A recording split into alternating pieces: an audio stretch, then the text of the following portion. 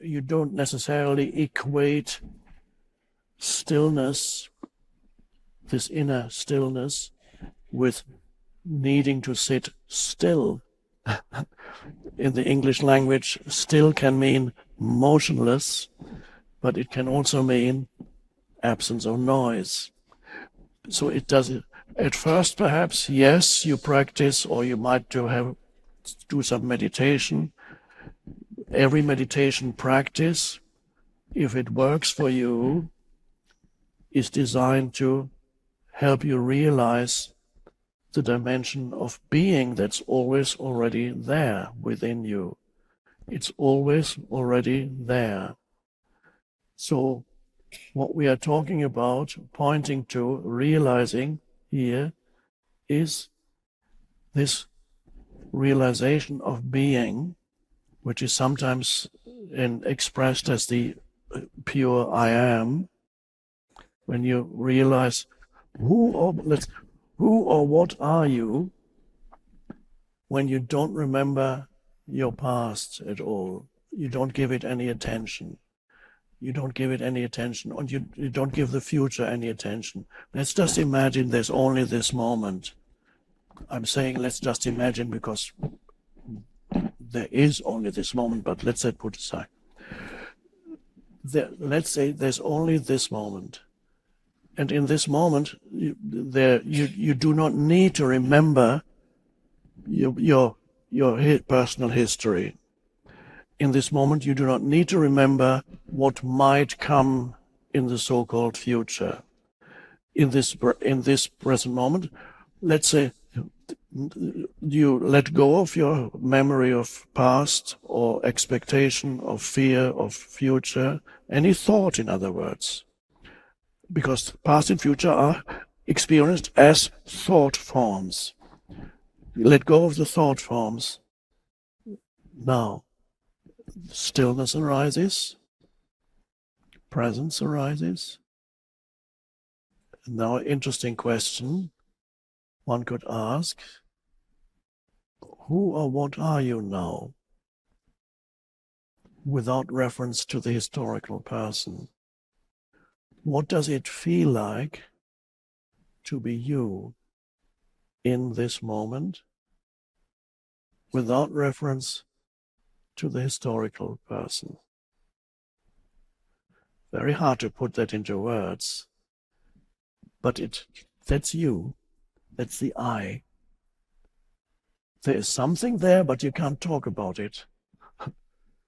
A presence remains, a sense of beingness. That's amazing. I am. That's all you could say in that if you wanted to say something. And surprisingly, in the Old Testament, there's a passage where the prophet goes up the mountain and meets God. It's a story, but it has a deep meaning. He goes up the mountain and he meets God and he asks, "What is your name, God?" And God says, "I am the I am." Sometimes translated as I am that I am. I would translate it as I am the I am. That's the weirdest answer that you could imagine God giving. Since that way, God says I am. And then the prophet asked God, "What shall I tell when I go down to come down from the mountain? What shall I tell my people about you?" Well, he says, "Tell them that I am spoke to you." That's an amazing story. And then we have, if you want to, those of you who have a distaste of the Bible, I apologize deeply, but just one more passage from the New Testament this time.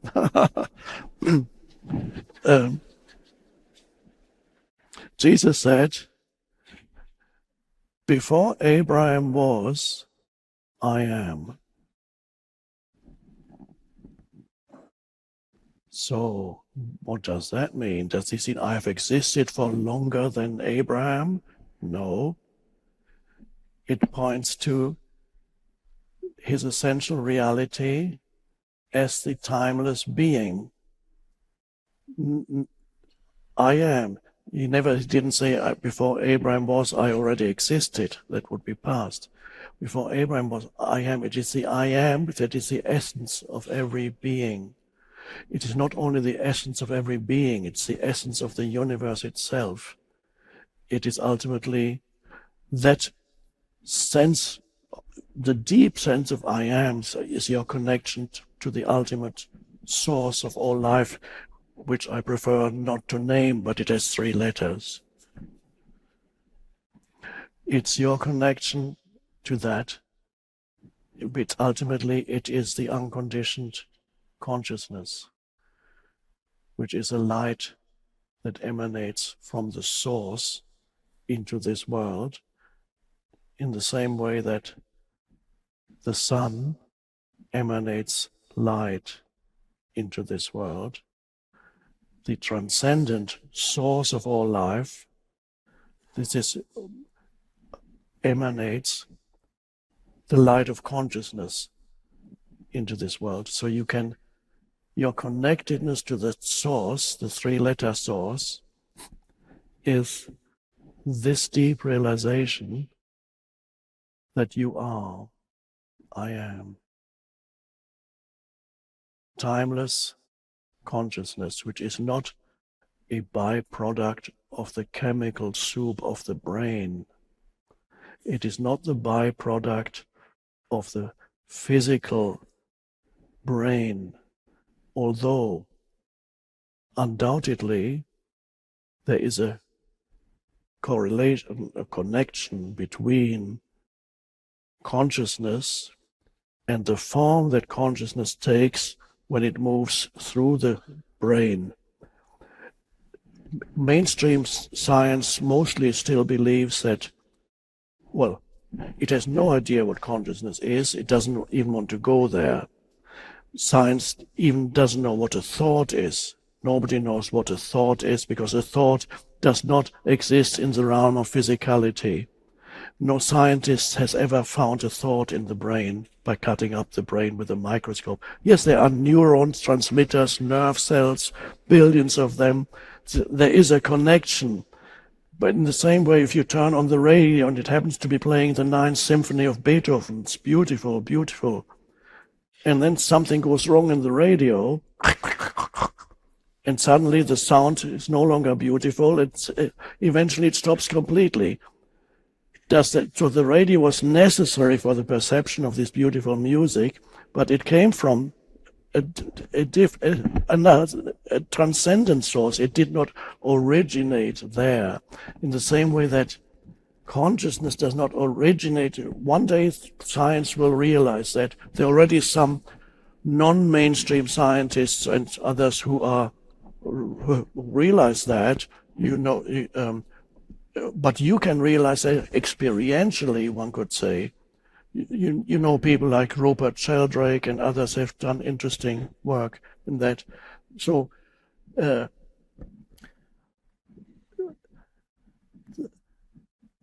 it's the consciousness that you are is ultimately the greatest mystery of the universe.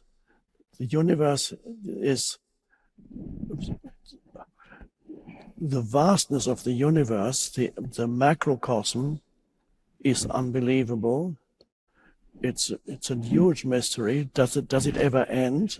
When I was 11 and 12 years old, I asked my dad continuously, does the world have an end, in space? Does space end somewhere? And he couldn't answer it. And I racked my brains.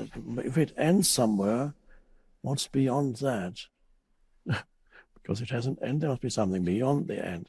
There's no answer to that. The microcosm is a great mystery. This atomic, subatomic realm, very weird realm. These are all great mysteries, but the greatest mystery of all is that the universe is conscious. And science hasn't really been able to do anything with that. The universe is conscious. That is amazing. How do I know that? Well, I'm conscious, and I'm an intrinsic part of the universe.